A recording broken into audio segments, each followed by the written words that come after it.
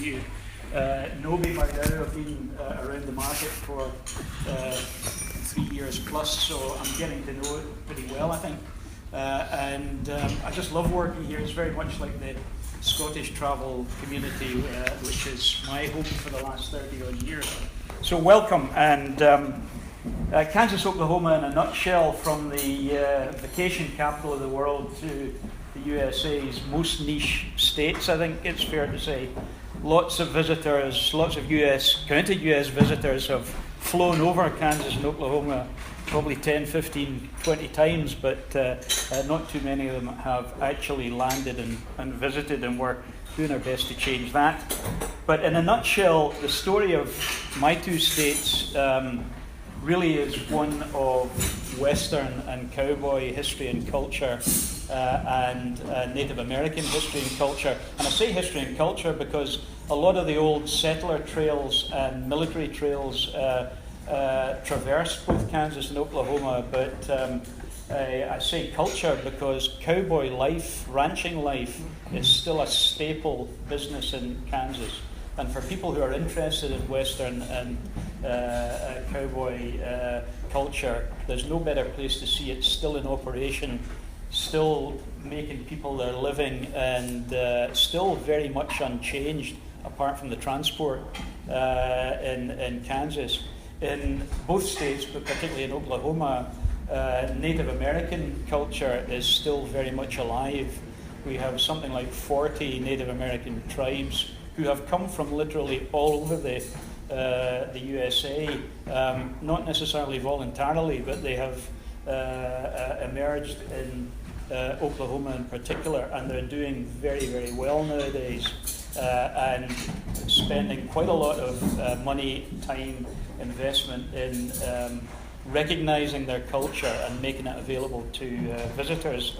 So in a nutshell, that's us. But more and more people now express an interest in our cities. We have two major cities, of course, Kansas City, or part of it, on our side of the state line, and Oklahoma City.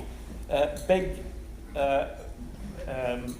sophisticated cities now, but also with a very Western feel nonetheless. But also two mid-sized cities, Wichita in Kansas and Tulsa in Oklahoma, which are growing really quite rapidly. A lot of local investment, big investment in particularly leisure and tourism in those two cities, and they're being transformed. They're already very welcoming to visitors, but culturally and entertainment-wise, they're being transformed. A couple of new things happening in the two states, or rather one very old thing. Next year we have the 150th anniversary of the Chisholm Trail, which is the old cattle trail which runs from Dallas-Fort Worth right the way up through northern Texas, Oklahoma and Kansas, originally to Abilene in the north of Kansas, but latterly to Dodge City. And Dodge City, I might add, is still very much the town that you would imagine. The old story of the lawless town is still very well enacted there. Very safe town, I have to say, but if you want a bit of drama on the street in Dodge City, it's there for you.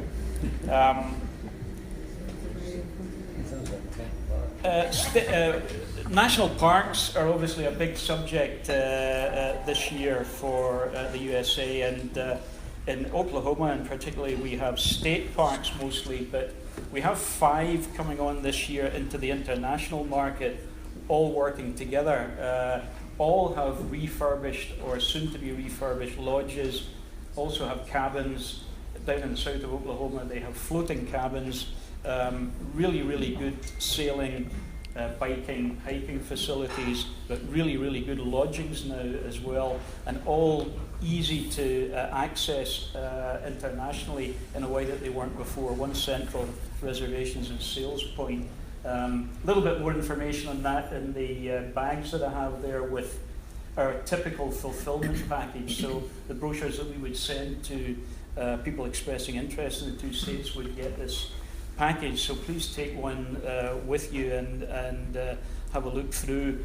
One of the main items in it, of course, is the Route 66 brochure, that's probably the thing that brings most people initially to my stand in Belfast and Dublin here at the Holiday World exhibitions, which are very, very good for us. But Route 66 is just to start the conversation. And although we're very keen for people to come through it in Oklahoma, all drivable, none of it is off the route now. But also it allows us then to talk about the other things that I've just mentioned in brief.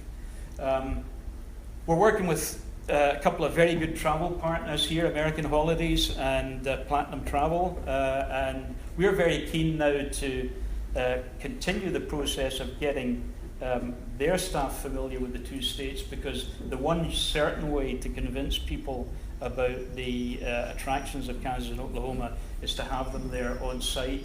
And I think probably Eoghan and Michelle would agree with me, because they're both Kansas Oklahoma veterans, if I can put it that way.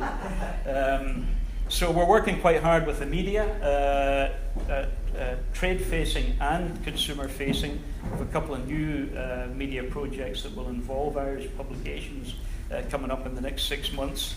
And we're working with some very good travel partners here.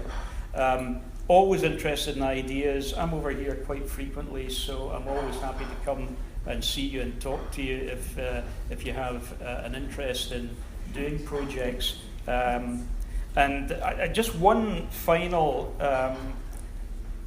piece of research that I'd share with you that you may know, and I apologise if you already do, but at our Visit USA Association in the UK member meeting quite recently, we had some research on travel sentiments and intentions amongst quite a large sample of people, which was done at the tail end of last year.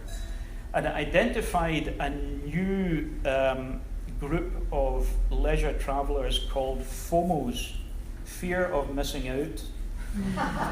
And they are 20. The thing that really is fascinating for us and significant for Kansas, Oklahoma, is that they're generally 25 to 40. They are bucket list enthusiasts, but they're not prepared to wait until they retire and have the time under their own control.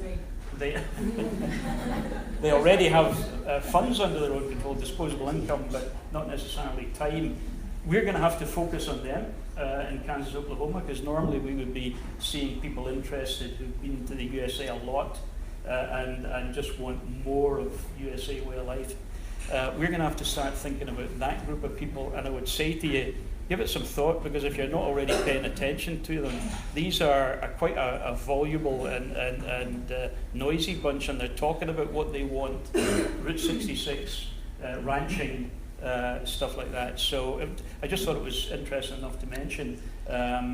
But finally, thanks once again for giving me some time and attention, and anything I can do for you which will bring people closer to the two states than the flyover, I'll be delighted to come and see you and help with. And thanks to Clodagh and Dee for today, and fabulous food. I wish I could say we're a big seafood destination, but we're not, but we've certainly had good seafood today. Thanks again.